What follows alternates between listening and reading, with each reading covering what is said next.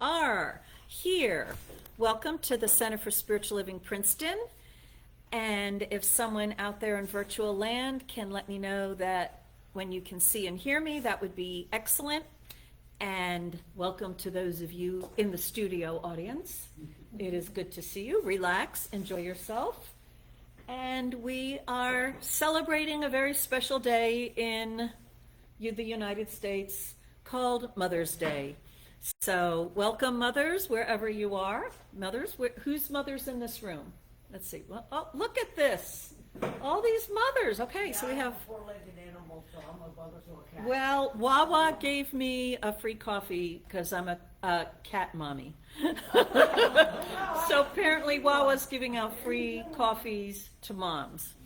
So there we go. All right, I'm still looking forward to seeing, someone is out there. Okay, so if you can let me know that you can see and hear me, that would be great.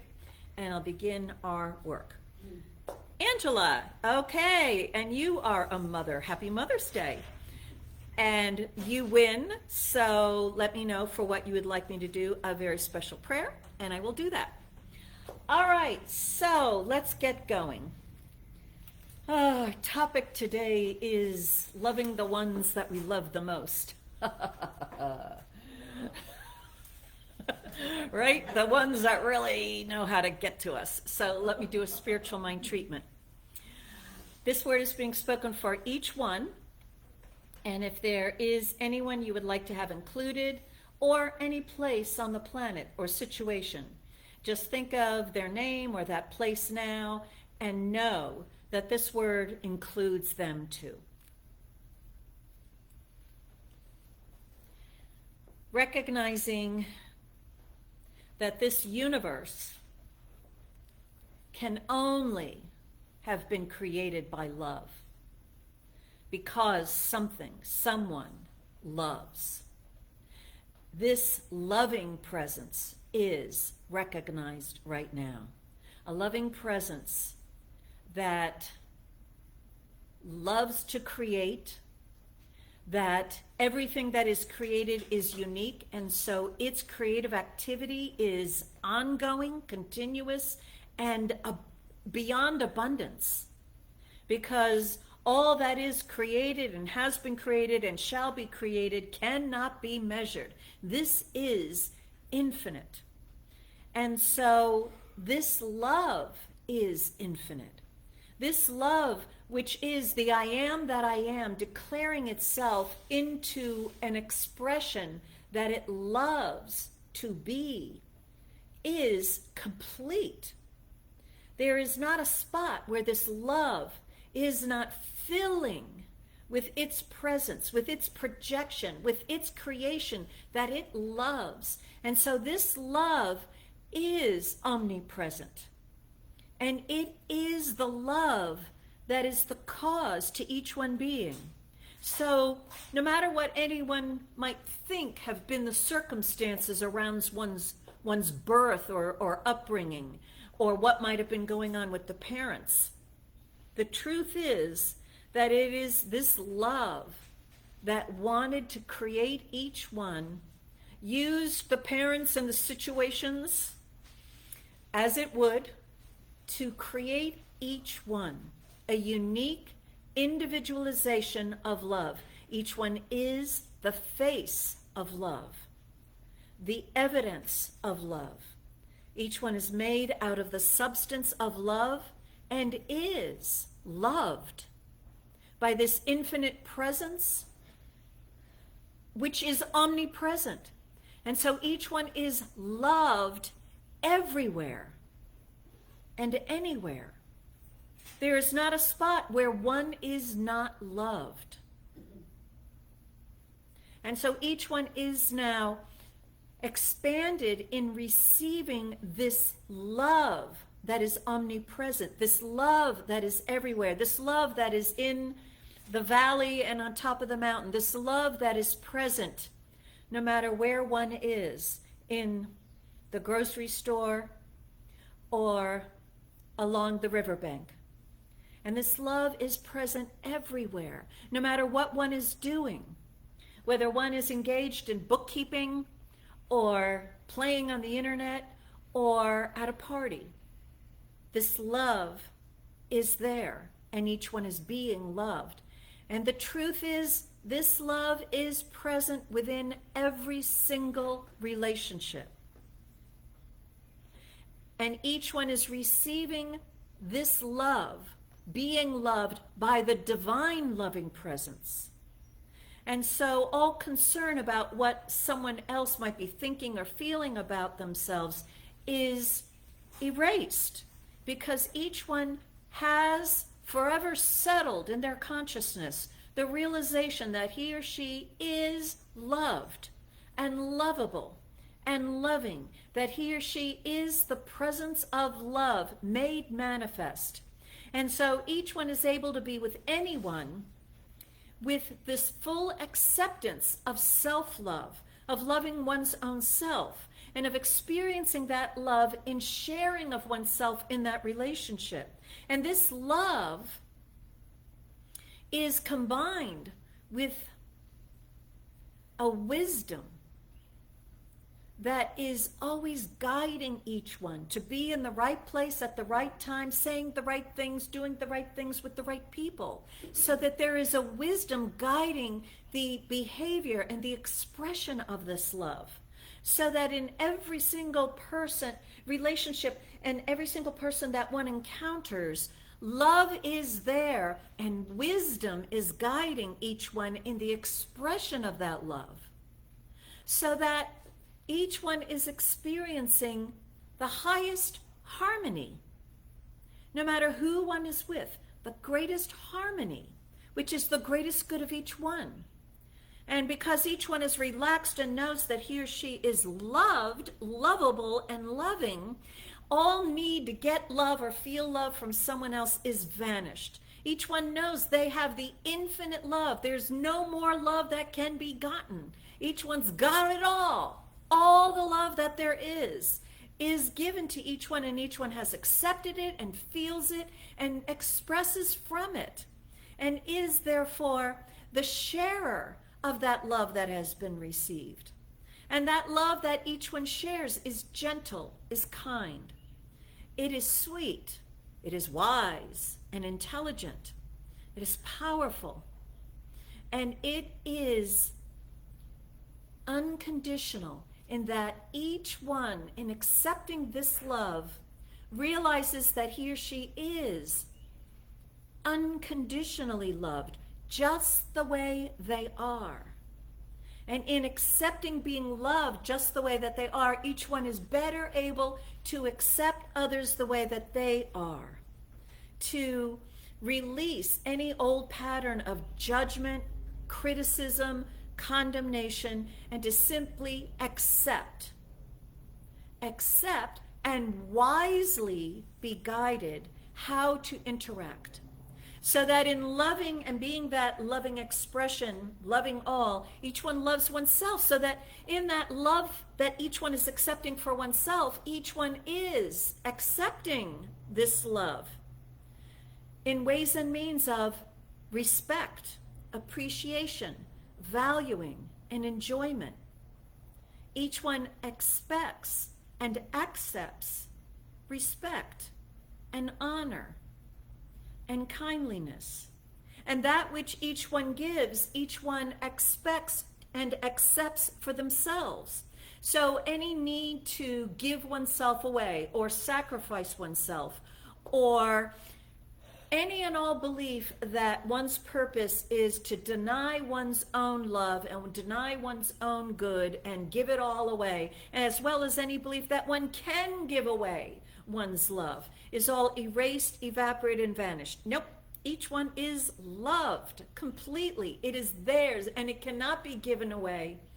It is merely there to empower each one to be that unique self that the divine love has created each one to be, and to share that uniqueness of oneself with all in ways of wisdom and harmony and intelligence.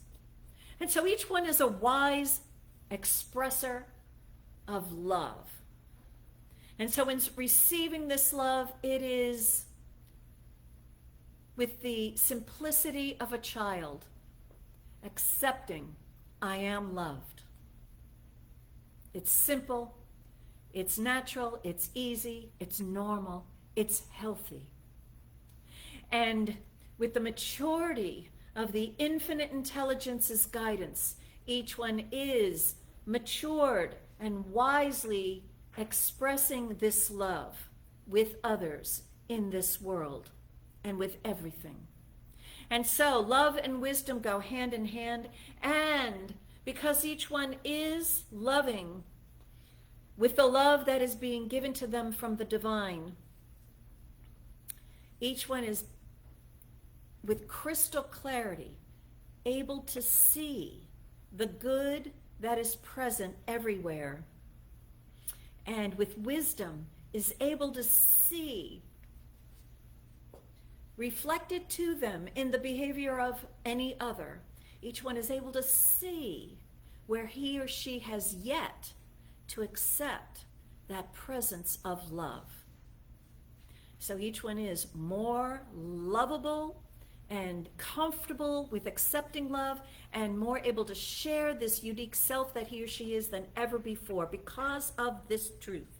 And so I release this word to the divine, grateful it is done, and it is done lovingly, wisely, and gloriously, and so it is. And that is the way it is. Here we go. And welcome, David. Happy Mother's Day. You got a little family there for yourself. All right. So Reverend Rich, take us away. Are you ready? He's ready. Okay.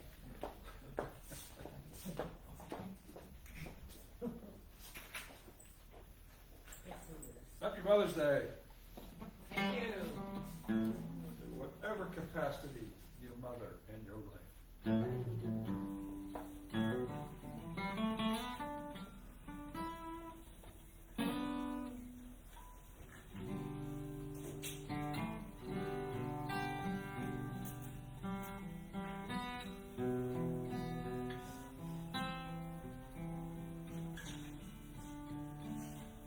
My guitar needs some mothering because it's out of tune.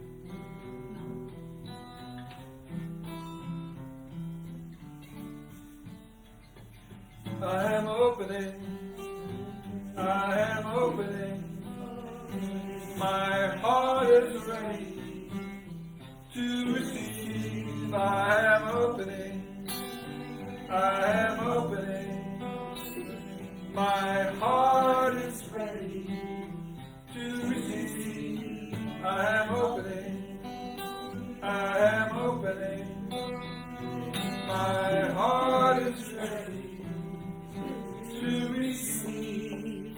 And so let's take a moment now and check in with that universal heart within us.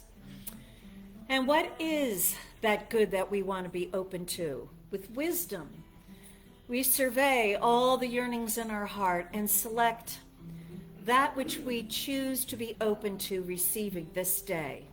And we know it is good, and that we receive it in ways and means of goodness. It is done, and so it is. I am opening, my heart is ready to receive. I am opening, my heart is ready to receive. There I am. There you are. There you are. Good morning. Good morning. And happy Mother's Day to those of you that are mothers who have mothered, because you know, mothering is that a verb? Anyway. It is something, it is a transformational experience, whether it's been to an animal or to a loved one.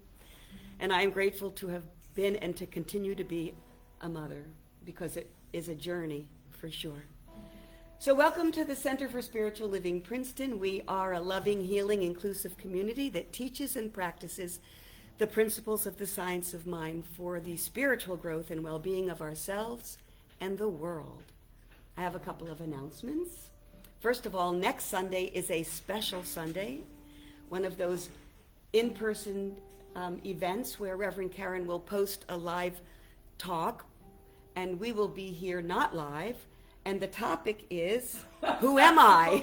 Wait a minute. I didn't say not alive. I said not live. You know, not live in person in front of a studio audience.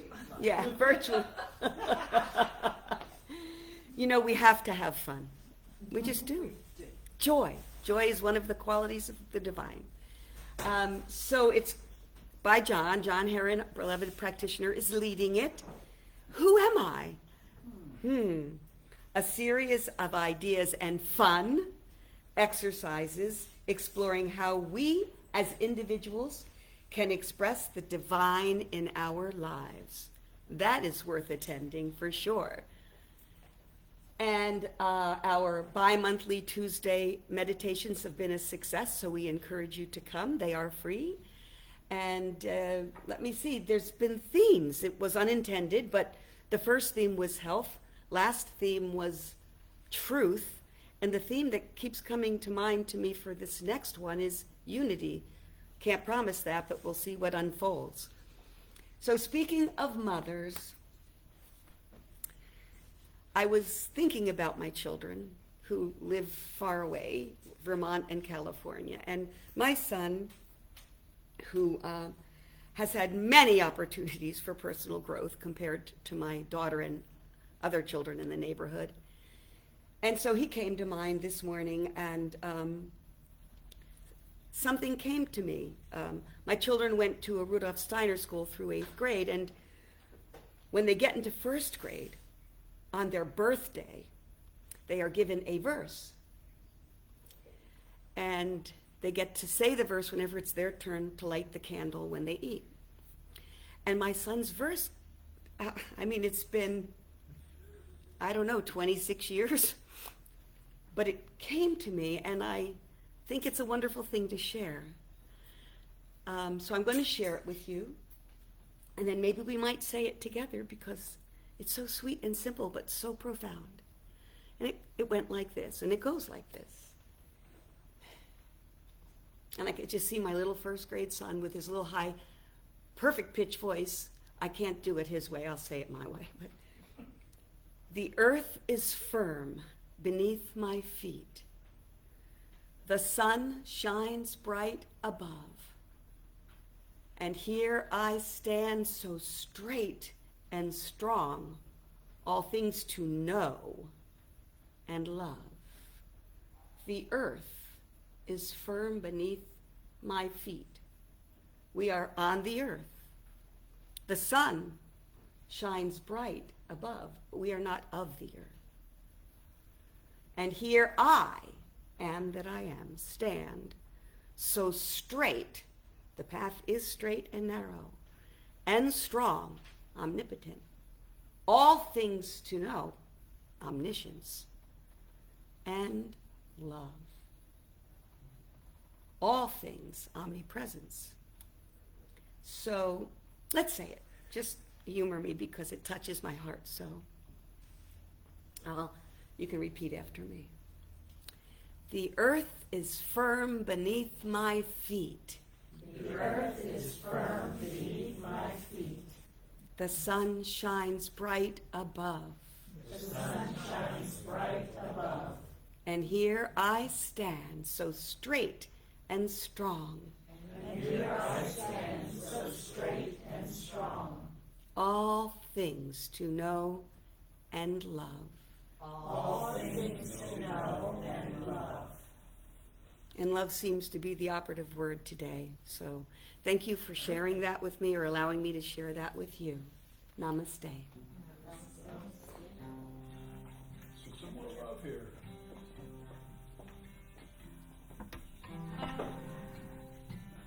Like the Shakers sang it.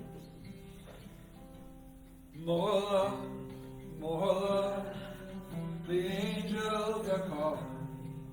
The angels are calling. Hosanna, more love. More love, the angels are calling. angels are calling, Hosanna, more love, more joy, more joy, more joy. The angels are calling, the angels are calling, Hosanna, more joy, more joy. The angels are calling, the angels are calling, Hosanna, more joy. Peace, more peace, more peace. The angels are calling, the angels are calling, Hosanna, more peace, more peace, more peace. The angels are calling, the angels are calling, Hosanna, more peace, more life, more life, more life. The angels are calling, the angels are calling, Hosanna, more life, more life, more life. The angels are calling, the angels are calling, Hosanna, more life. Back to love. More love, more love.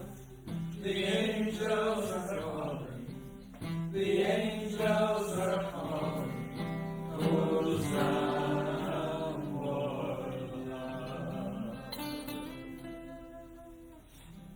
Oh, I like that. What's the name again? Thank you, Reverend Rich. Oh, it's black. I can't see myself.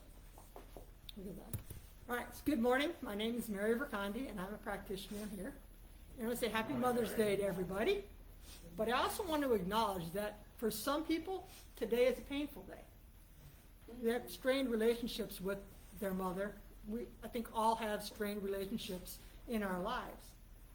And we hold on to that pain. And if we can't let go of that pain, we can't move forward. So I want to lead you through a meditation this morning that I got from the Book of Forgiveness, written by Desmond Tutu and his daughter Mabo Tutu. It's about forgiveness. So I invite you to get comfortable. Close your eyes. Let your body relax. And just notice your breathing. Don't change it. Just notice it.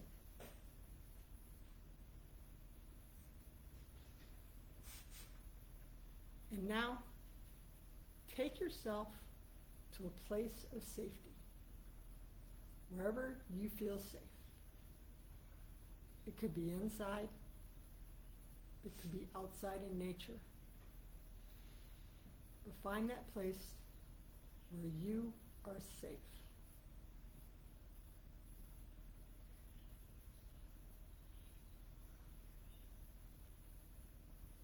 Now, in your safe spot, notice there's a box. And there are drawers on the box. And each drawer is labeled with a pain that you're holding on to. And I invite you to choose one and open the drawer. And inside the drawer, written on pieces of paper that are folded or shoved in there or crumpled up, is the hurt that you've labeled around that pain. And if you're ready to release it, just take the paper out one at a time. Open it up. Read it. Acknowledge what the hurt is. And then when you're ready, crush it in your hands and watch it become microdust that just simply floats away into oblivion.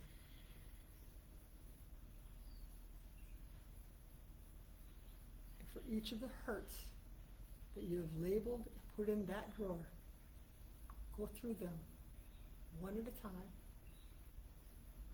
Take them out. Acknowledge them. And when you're ready, crush them and release them.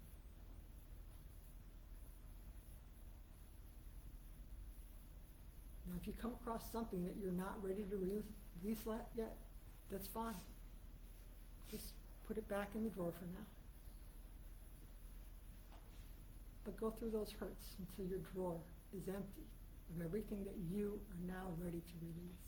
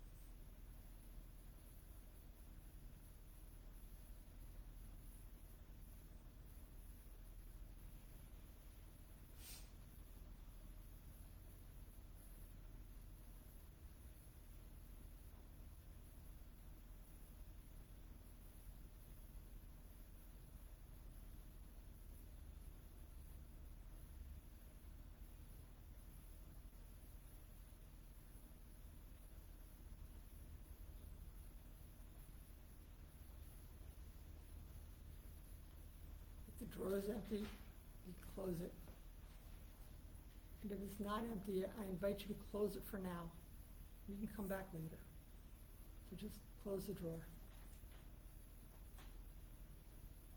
And I want you to call into your safe space someone that you truly trust. Be a mentor, spiritual guide, family member, friend, whoever that you truly trust wholeheartedly. Bring them into your safe space.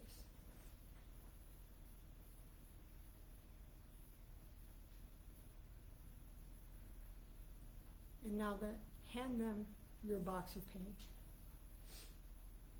Because this trusted one is willing to keep your pain, to watch over it, and keep it safe until you are ready to come back and address more. So hand them the box. Thank them for their willingness to hold your pain for a while. And say goodbye. And then I invite you to return back to the present time, your present place. Come back and hear the sounds in the room around you. Feel the support your body is sitting on, the chair, the couch, the floor, wherever you're at. And when you're ready, open your eyes. And know that you can always go back and release more when you're ready. So this word is spoken for each one who's listening. There is one source of love in the universe. And all there is this one source of love. It is all love, it is joy, and it's harmony. And it is expressing through each one and everything that has been created. And this love runs through all things and in all relationships. When we don't see it, it is there. All relationships are love, are joy, and are harmonious. Even when we feel hurt, we can release those hurts. So each one acknowledges that they are love.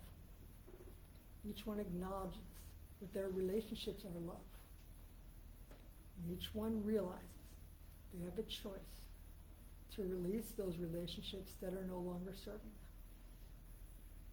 And so in this moment, each one is uplifted by the relationships of love and joy that surround them and support them at every moment of every day. From those around them who come from the one source, the one creator, one I am that I am, that is all love. Know this is the truth, and I release it to the loving law, knowing it is so, and so it is.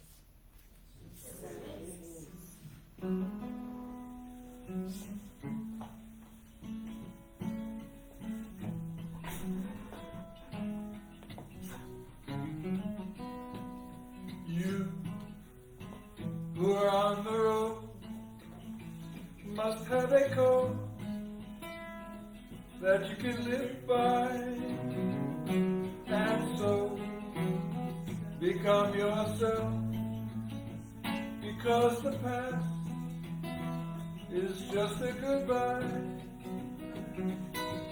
Teach your children well, their parents' help did slowly go by, and feed them on your dreams, the one they picked, the one you'll know by. Don't you ever ask them why, if they told you you would cry. Just look at them inside, and know they love you.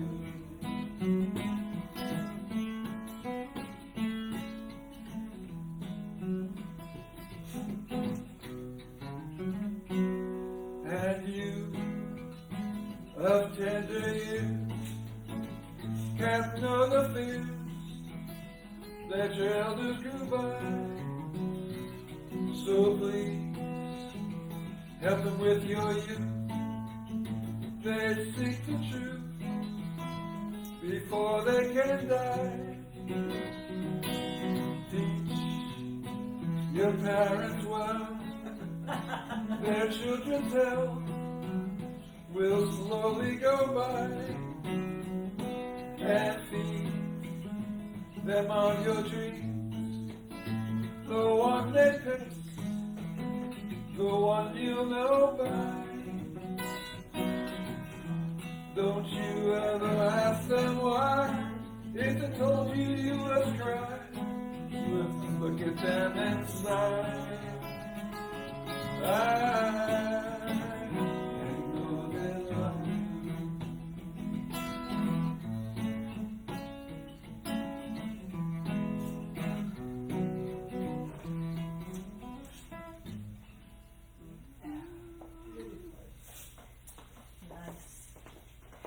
Sweet.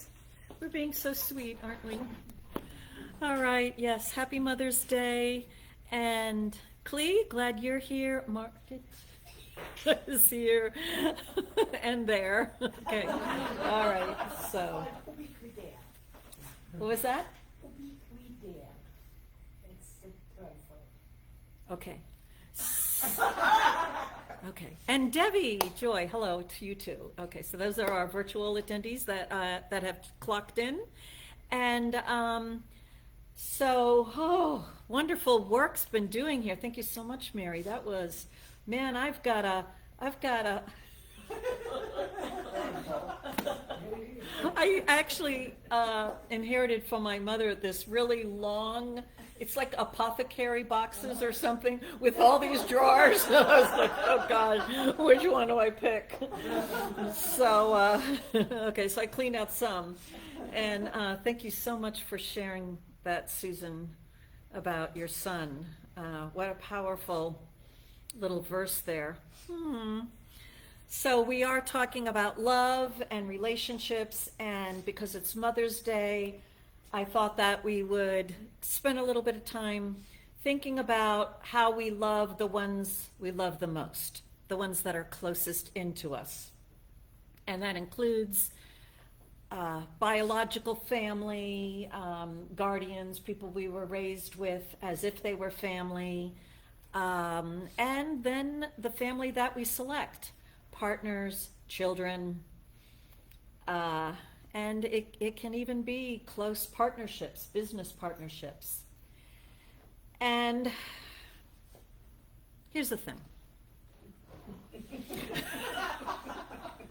It's not that I like the thing, but here's the thing. The thing is everything we see is we, me.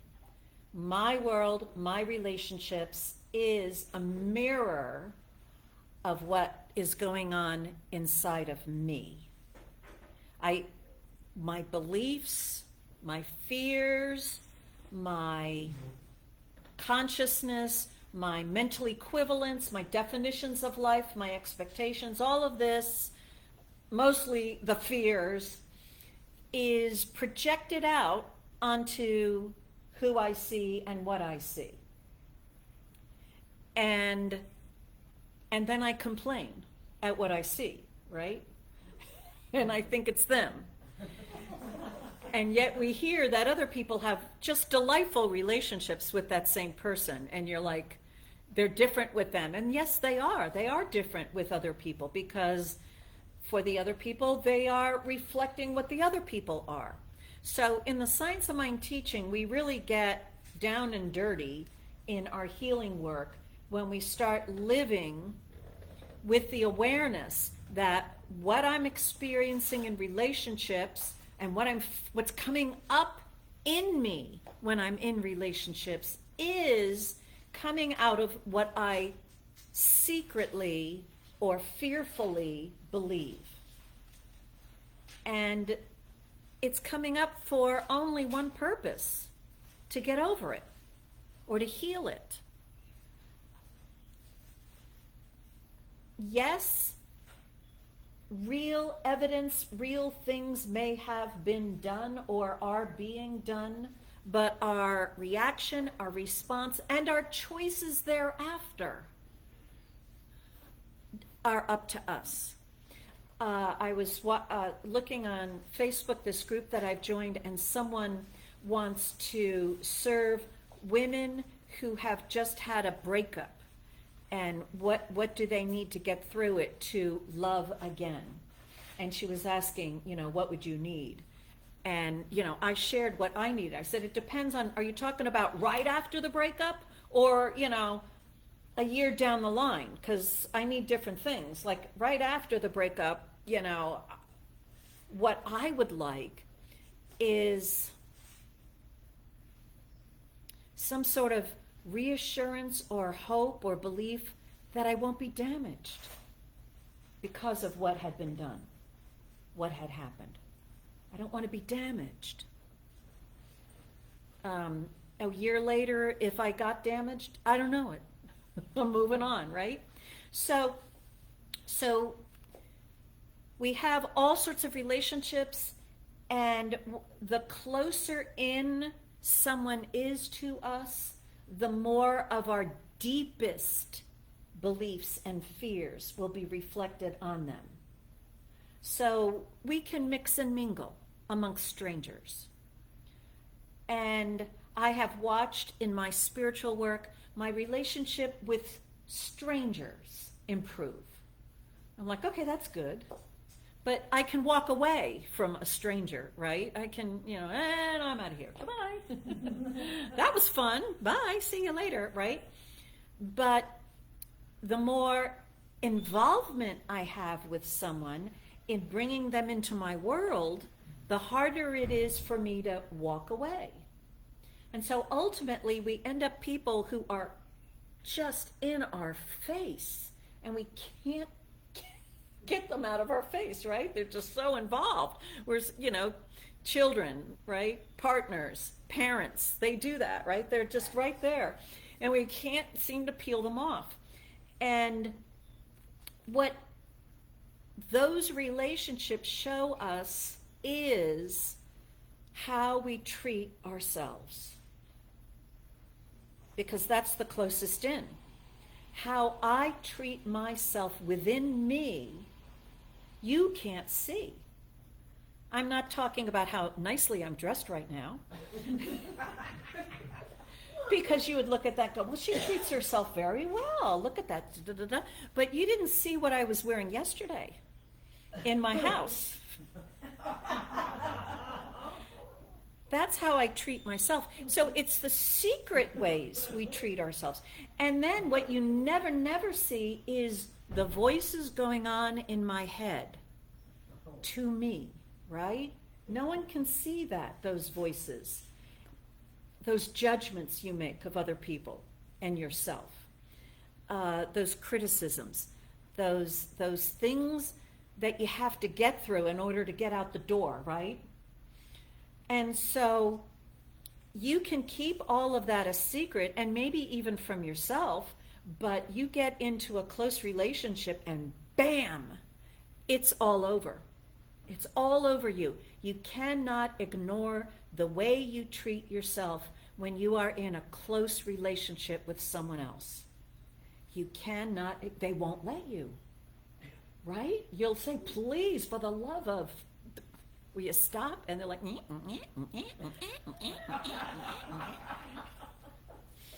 okay, so I have as my inspiration, Love and Awakening, a little book by John Welwood, 1L, Welwood. It's called Love and Awakening, Discovering the Sacred Path of Intimate Relationship.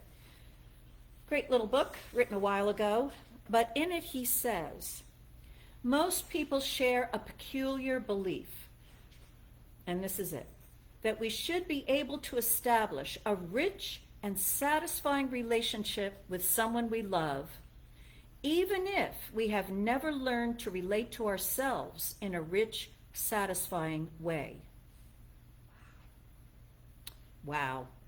I'll read it again. Most people, well, we know that.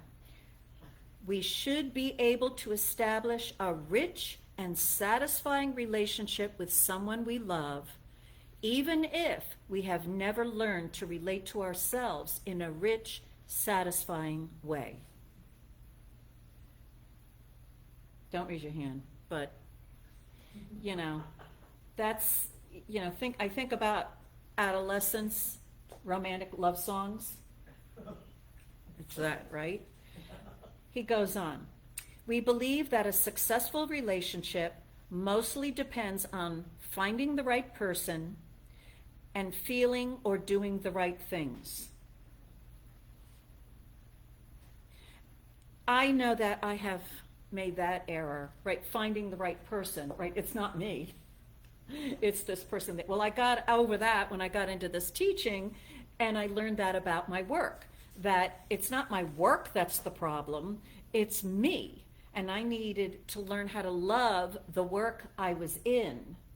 And as I learned, practiced loving the work that I was hired to do, even though I didn't feel the love, I practiced the verb, loving it.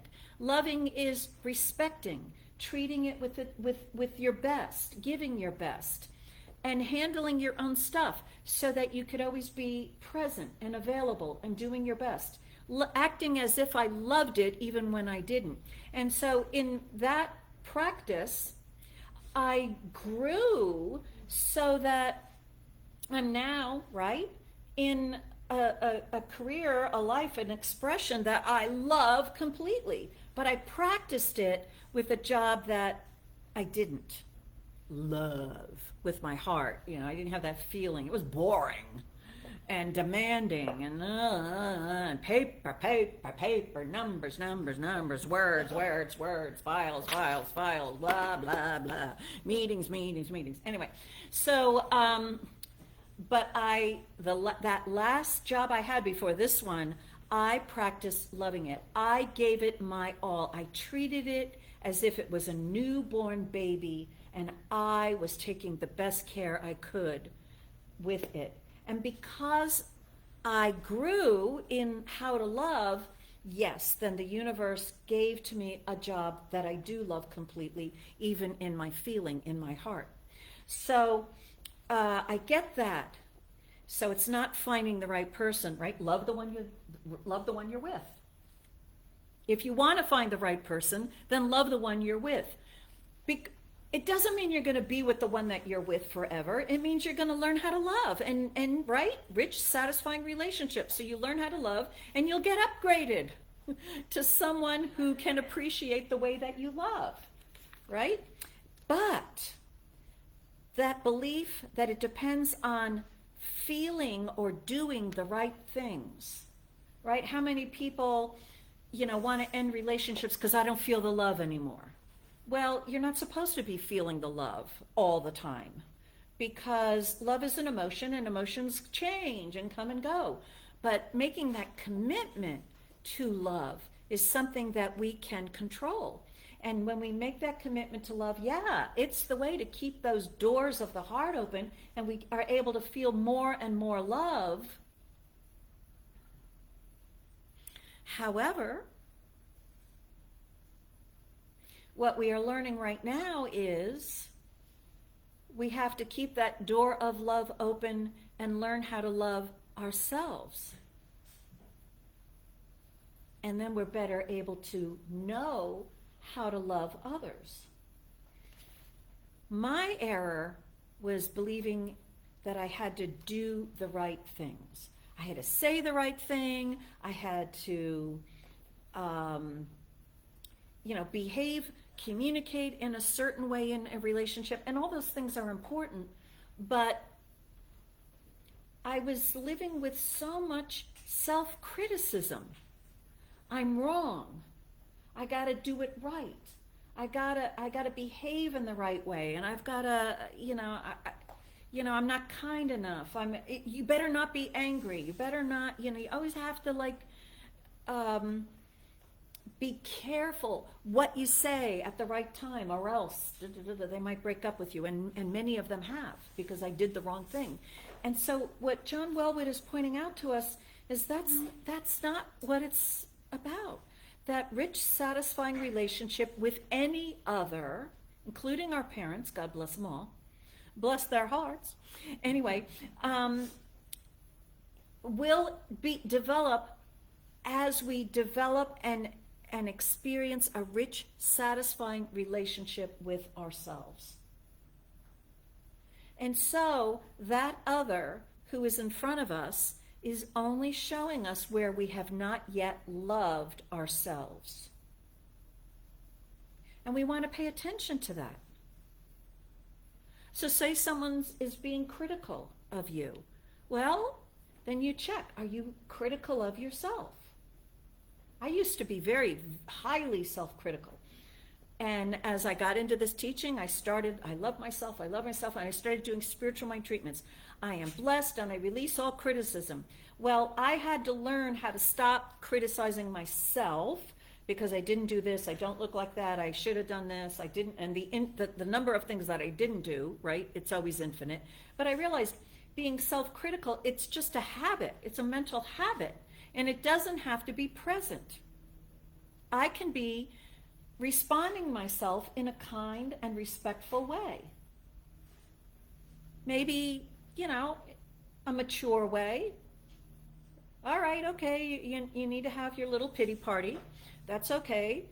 Let me know when you're over with that, because you got a lot of life to live. You've got a lot of things that you want to give and express. So, do you need to call a practitioner? Let's move on. Do as Mary had us, open up the little box of pain and pull out one, and let's smash that one to dust, close the box, and for another day we'll go look at another one. But see, this is behaving with yourself in a loving, generous way, compassionate, caring. One of the things that I grew up with was inattentive parents. They were very, very busy with their stuff. And so I was very lonely, which most children are, because how can parents relate to kids anyway? But that unconscious belief, I don't matter, grew in me, as well as the habit, don't pay attention to me. So that I was not paying attention to me. So if I had a feeling, push that away. Let's keep doing what we got to do. Get it done, get it done. I was one of those personalities, get it all done, get it all done, get it all done. Loved it because I didn't have to pay attention to me. I don't have time.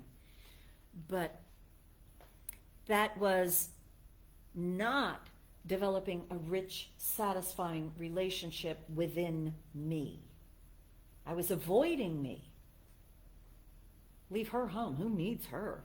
She's no fun. She's full of pain. She's got that apothecary box just filled with all those little things. We don't want to look at that. Let's go out there in the world and do things, and it's all very exciting and it's all very fun, but it is not a respectful way of dealing with yourself, right? So he goes on to say, right? We often don't see that how we relate to another inevitably follows from how we relate to ourselves, that our outer relationships are but an extension of our inner life, that we can only be as open and present with another as we are with ourselves. Open and present with another only as much as you can be with yourself.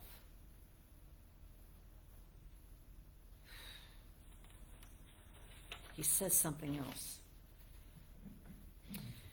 As you're entering into close, intimate relationships by choice, here's a question. Do you want a relationship that reflects and promotes only who you think you are, your personality, your concepts and beliefs, or who you really are, reflects and promotes your true nature?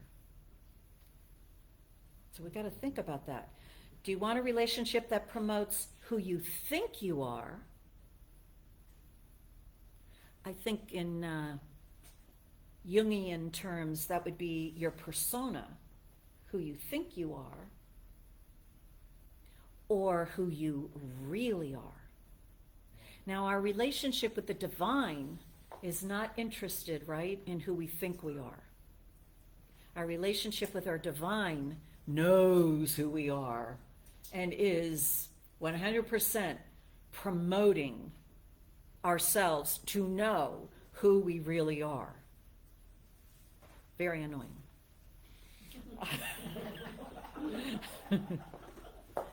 I'm like, so many times the divine is like moving me in a situation into uncharted territory of Karen's being. And I'm like, I really don't want to go there. I don't want to open that drawer. Please stop.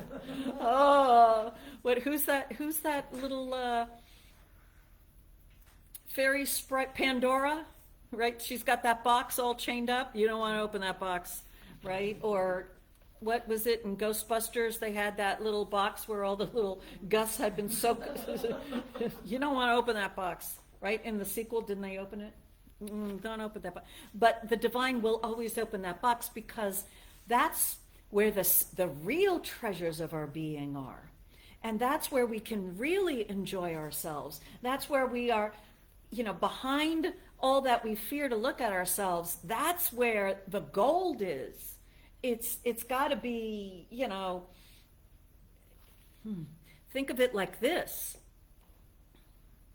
On the surface of our being, your personality, your consciousness or whatever, we're pretty much like everybody else. Right? Bless you. Bless you. See, he's sneezing up his true self. Okay, so, sorry. So, in our Western world at the moment, everything is, right, left, black, white. I mean, there's a whole lot of this, you got to be this way or you got to be that way. And, someone might ask me to choose and I'm like, I can't, not going there. And so what we want to realize is that at that surface level of who we think we are, we're pretty much like everybody else, or we're pretty much like all our friends, or we're pretty much like all the people that we agree with. And at that level, you know what? Astrology works. Wondering why astrology works? Because there's 12 different types, and you're one of them. Because, at that little bit of deeper surface level, there's only 12 different types. So the world is broken out into 2 different types right now in the United States, but below that we're 12 different types. But boy, what's original, what's new, what's unique about you in that, at those levels? We got to go below those levels. Well, wait a minute. And that's, I used to have a good friend who was an astrologist, and she'd go crazy with her charts if someone wasn't behaving according to what she thought. And she'd be like redoing everything, trying to figure all this stuff out, whatever. Okay. But, and that's true at that level. But the thing is that below that, right? The divine has created each one of us to be a unique expression of the divine, not a type, not like anyone else. And the more superficial we are relating to ourselves, the more superficially we are relating to ourselves, the more we are like a type, which is fine. But you see, the gold of us, the uniqueness of us can only be found by going deeper. And how do you go deeper? We pay attention to ourselves. We ask ourselves the hard questions. What do I really want? What is my point? What is important to me? And we're not going to fit a type. We're not going to fit a category. And people will keep trying to figure you out. And you're going to, the more you know yourself, right, the crazier you're going to make everybody. Because you're not going to fit in a predictable way. Because you're unique. It cannot be predicted who you are and what is yours to express. Each one of us, right, we're unique. We can't be categorized. But see, most of us really believe that we are the way we've been, muddling through life. And it's in those intimate relationships that we get to dig deeper, that we get to surprise ourselves. Have you surprised yourself lately? Have you taken a good look at yourself and went, whoa, I didn't know that was there? Have you taken a really good look at a hot topic in the world and really thought about it very, very deeply and read stuff from the opposing sides and maybe even go beyond the two different sides and explore something completely, just gone within and sat with it and come up with a totally different perspective on something and then realize you can't share it with anyone because they won't understand you? Right? How many of us, have that joy of really knowing who we are and finding someone who gets us? Who gets us? I mean, my sense of humor, most people on my Facebook page do not get. I've given up. But there's a few who get me. They get me, and it's gold when they get me. And I even put posts just for them, because I know they'll get it. I joined the Bathtub in Fields Appreciation Society, and they get me. You may not. That's okay, because you're you. So the thing is that our intimate relationships will always support us in having to go deeper about what we really believe, what we really fear, who we really are. And John Wellwood says, and others, that that's the whole purpose of an intimate relationship, to get to know ourselves better. Did you know that? It's not to love, because I did that opening treatment, right? We're already loved. We're loved as much as the infinite could possibly love. So that's not the purpose of relationship. No, the purpose of relationship is to get to know yourself and to love, accept, and enjoy yourself, discover yourself. I have one other little thing I have to share. In this teaching, I'm on my journey, and I finally started treating about my life expression, that I am in a job where I am receiving my highest income, and I am respected, appreciated, valued, and enjoyed. And I thought about it, and I thought, you know what? I don't really care what I'm doing. As long as I'm enjoying myself, I'm receiving my highest income, I'm giving my highest talents and abilities, but I realize they're infinite. Maybe I don't know what my highest talents and abilities are. But I really got honest with myself. I really don't care what I'm doing if I'm loving doing it, do I? And if that's the highest use of my talents, abilities is to put widgets together at 2,000 an hour units, okay, fine. So with that non-attachment to how it might look, I started doing that treatment. And I was doing that treatment every day for 6 straight months. And I was being lifted out of the job I was in, and I was having lunch with the woman who was going to take my job that I was leaving. And while I was talking to her, I mentioned my voice as a singer, and she stopped everything. She says, "What voice range are you?" I'm like, "I'm a mezzo," and she's like,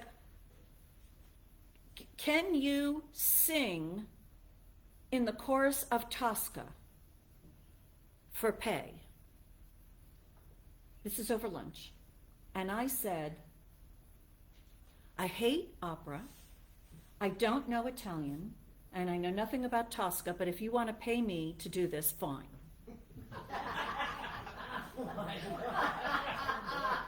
And she hired me.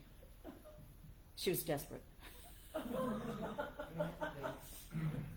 So I started going to rehearsals for Tosca, doing the best that I could, because I knew nothing, and I went there with what used to be called a cassette recorder, and I put it next to the mezzo-soprano in the chorus next to me, so when she was singing, I got what I was supposed to be singing, along with the noise all around us. And I had to practice, had a full-time job, but I was practicing every minute I could outside of it, and there was a dress rehearsal where backstage all the chorus members were crammed together, and we're big people, and had to sing a backstage chorus together. And I thought, oh my God, I'm in heaven. I could just wail away with the best of them. And in my wailing away, I fell in love with singing opera. I still won't watch it. It's boring. Unless it's one that I've studied and I've been in, and then I sing along. And I, as you know, I'm still studying Italian, but I love the language and I love what they're singing, and but only what I've studied. Otherwise, I'm like, yeah, whatever. But it's just, opera for me is like I am in me. The more you dig into it, the more you get out of it. And so what we want to realize about ourselves is the more we dig into ourselves, the more we get out of being ourselves. And there is no end to who we are. We're infinite beings. There is no end to what you might do. There is no end to the interests and fascinations that you have not yet touched.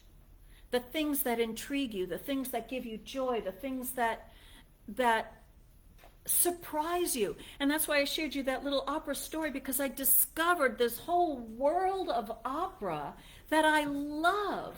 I mean, it's a narrow world, you know, what I've seen and what I've studied and what I've been in, but oh my God, I love it. And it's personal joy. And I give it to myself as a treat, And so there's so many treats within you, right, and me, that we haven't found yet.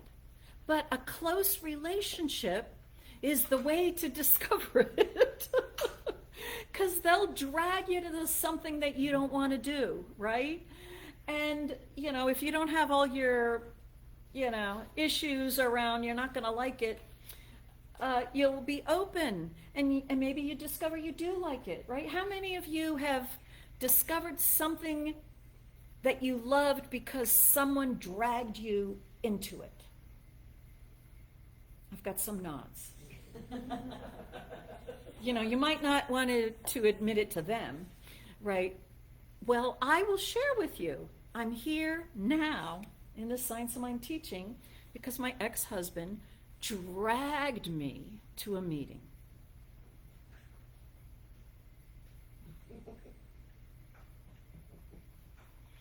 Have to give him credit. Hopefully he's not listening. So, right? Relationships. Ex, intimate relationship, right? So, we want to take a look at that. Yes. Now, John Wellwood said, in relationships, our hope is to have our conscious identity confirmed. Our fear is that our unconscious identity will be revealed and exposed for all to see. Right? And it is, isn't it? And we can be loved anyway, right? Because we're already loved at the beginning. So with all that as thoughts to contemplate, I see Reverend Rich is ready to rock and roll to give us some more contemplation time. So let's move forward, and I'll come back and we'll do some more stuff. Reverend Rich.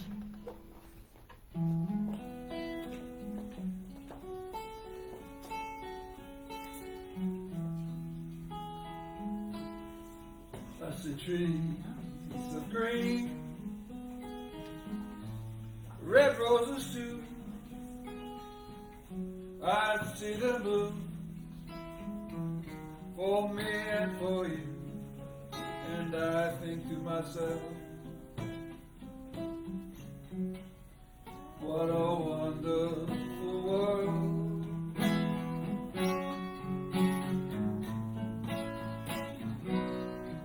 I see skies of blue and clouds of white, the bright blessed day, dark sacred night, and I think to myself, what a wonderful world.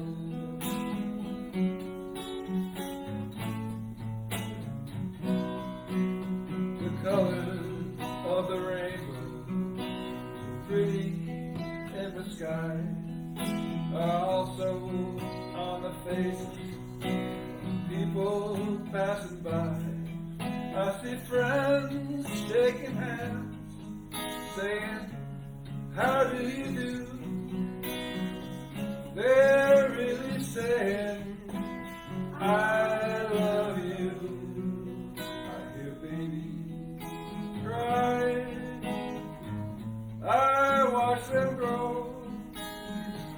They'll learn much more than I'll ever know. And I think to myself,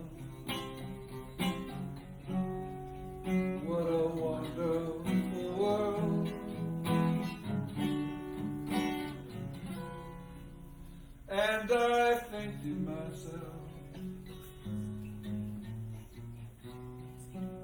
what a wonderful world.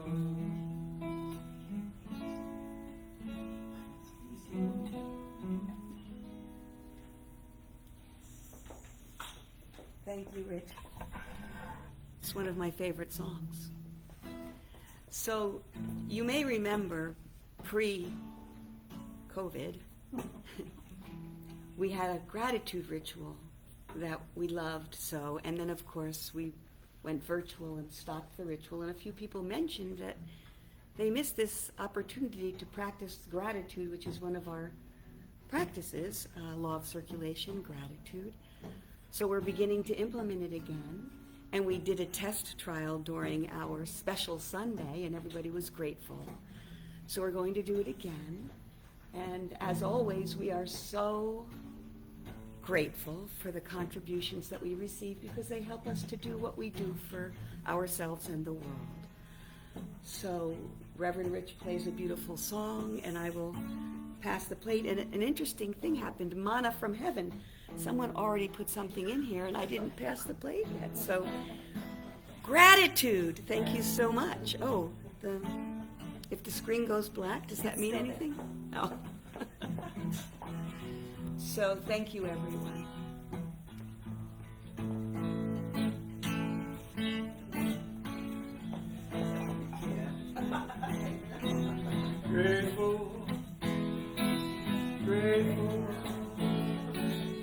Grateful, yes, I'm grateful. Grateful, grateful, grateful, yes, I'm grateful. Grateful, grateful, grateful, yes, I'm grateful. Grateful for Reverend Karen. Grateful for Reverend Karen. Grateful, yes, I'm grateful. Grateful for our teachers. Grateful for our teachers. Grateful, yes, I'm grateful. Grateful for abundance. Grateful for abundance. Grateful, yes, I'm grateful. Grateful for our friendships. Grateful for our friendships. Grateful, yes, I'm grateful. Grateful, grateful, grateful, yes, I'm grateful.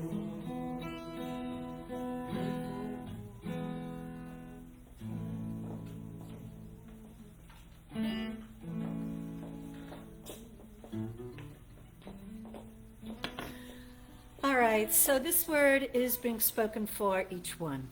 All there is love, and each one accepts, irrevocably accepts that he or she is loved.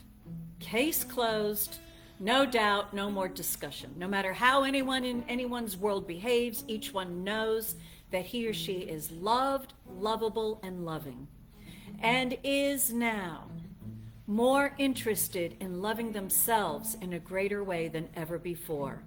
And in that deepening of loving and getting to know oneself, each one is discovering more and more harmonious and enjoyable relationships with everyone, particularly with those who are closest to oneself. I am grateful that this is the truth. I release this word to that loving law. I know it is done, and done very well and lovingly indeed. And so it is. And that's the way it is. I love myself so much that I can love you so much, that you can love you so much, that you can start loving me.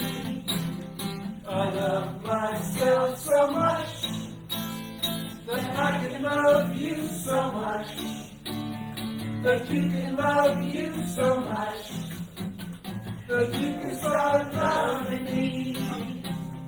I love myself so much that I can love you so much, that you can love you so much, that you can start loving me.